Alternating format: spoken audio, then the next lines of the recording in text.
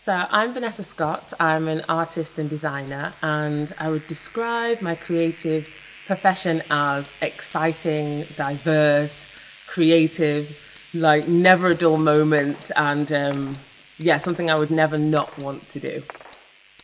So in a day-to-day, every day is completely different, and my journey to this profession is quite interesting. I could be creating concepts for a mural. I could be designing a series of workshops for a collaboration that I'm working on with a school or a college, or even sometimes in prison settings as well. So let me try and think of this week then. So if I think of this week, because no week is typical, I was creating a mural concept, doing some designs, installing a mural on site, and then doing admin. There's always admin as well. Oh my gosh, highlights of my career, and I say with an S because for a start, I think a highlight of this career that I have now is the fact that I have it as a career, is the fact that, you know, it sustains me. I can live being creative. As a creative person, like, you know, painting murals, doing workshops, doing children's books, filming, that's something that you're not really taught can be a sustainable career, like can pay your bills and get your food on the table.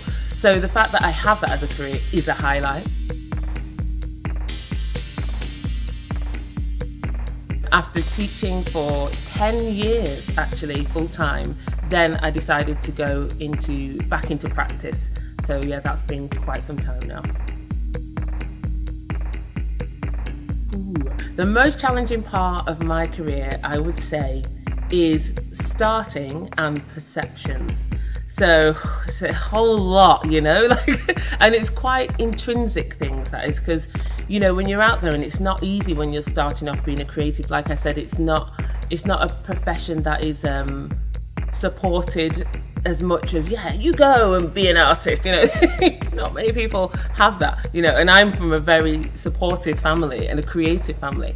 But when it's challenging, when you're having to write application after application, bid after bid, after all these things, call out after call out, and you're not getting anywhere, then it's a bit scary, isn't it? And everyone around you is like, just go back into lecturing. You're very good at that, just do it.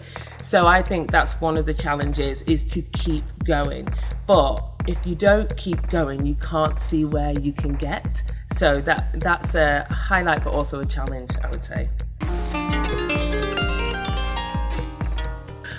My household growing up was very creative, with music and sewing and everything going on, and I was always encouraged to be creative. So my first mural I ever created was for my sister on her bedroom wall, my younger sister, and I made it out of chalk. I even interviewed my mum to find out how I was creative as a child, because I wanted to see my own evolution, and she said I was always making things, constructing things, yeah, always making. So yeah, my whole life.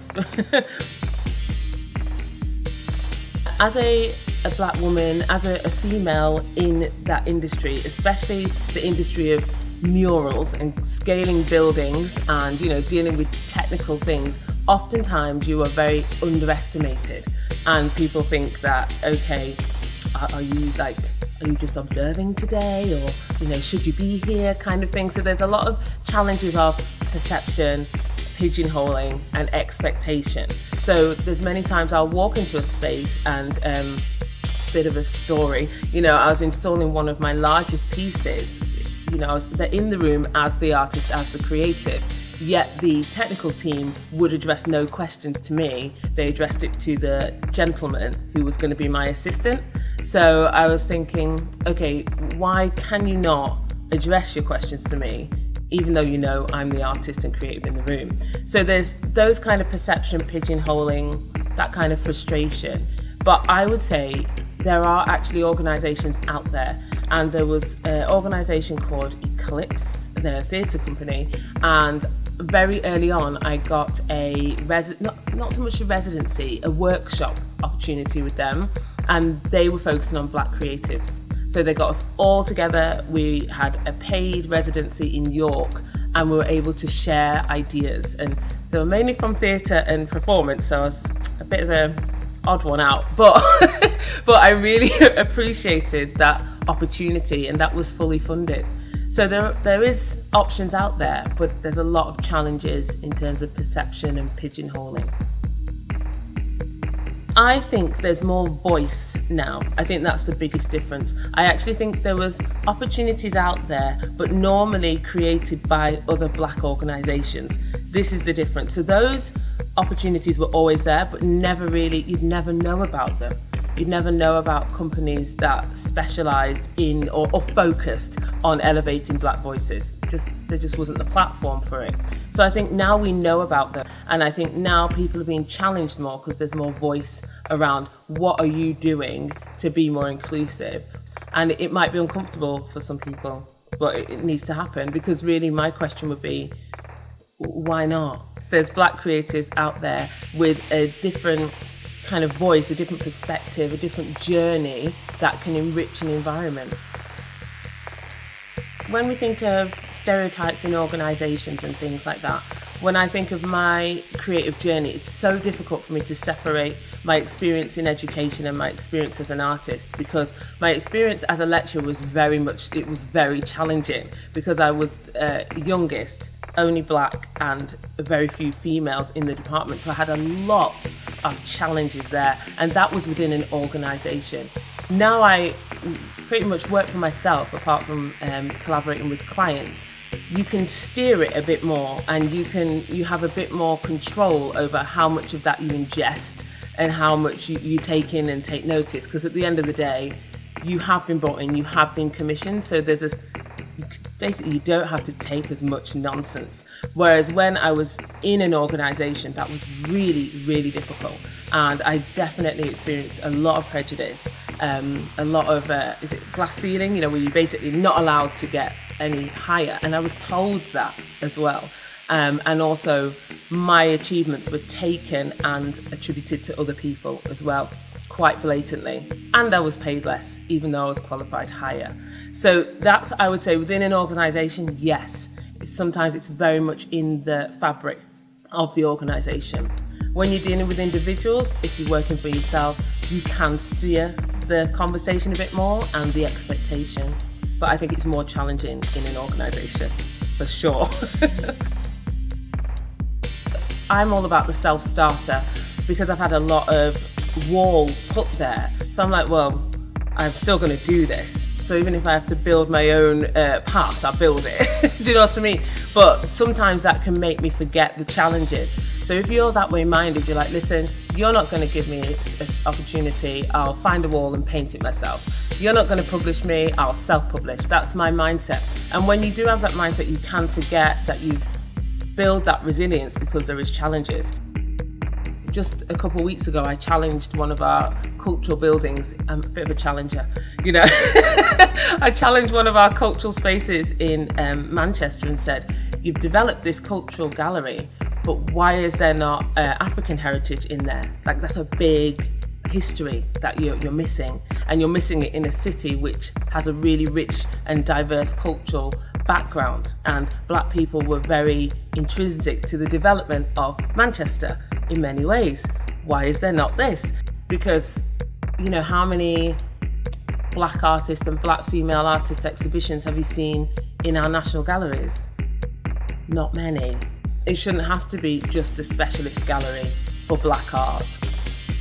Some of these glass ceilings and walls and barriers that people put up, it just makes me more determined. Those moments, you don't want them to be there, but they do build resilience, they do shape you, and they do give you an opportunity to overcome if you can. But I say that not flippantly, because they can also be quite damaging and they can take a lot to get over. But for me, I'm like, you say no, I want that opportunity, I want to be able to develop in that way, I'm gonna find a way to get that chance. I went for an opportunity and I didn't get it because they wanted someone with a more global appeal. Because I was like, well, I am a black woman, there's black women all over the world, I think my appeal would be all right. So that was irritating. And when I had that feedback, it did make me feel absolutely determined to be so good at that you cannot say no, and also to just show that you might not have valued me and my appeal as a black woman, and that it wouldn't be global enough, but I will show you how appealing I can be then. We can be made to feel small, insignificant, like we just need to take the crumbs and this, that and the other. But if you're working hard, and probably I might say 5 times harder than some of your peers, then accept that you're good at what you do, accept that you are creative, accept that you are worth and worthy of being where you are, and talk about it. You know, to me, don't wait for someone to say, you are good at this, you know, you are fantastic. Say, no, I've trained and yeah, I'm good at this. This is what I do. This is where I excel. Do I think being a black woman in the creative industry puts me in a position of power? I think the answer realistically is yes, it does. It puts you in a position of agitation. And I like agitating spaces because some spaces need to be agitated.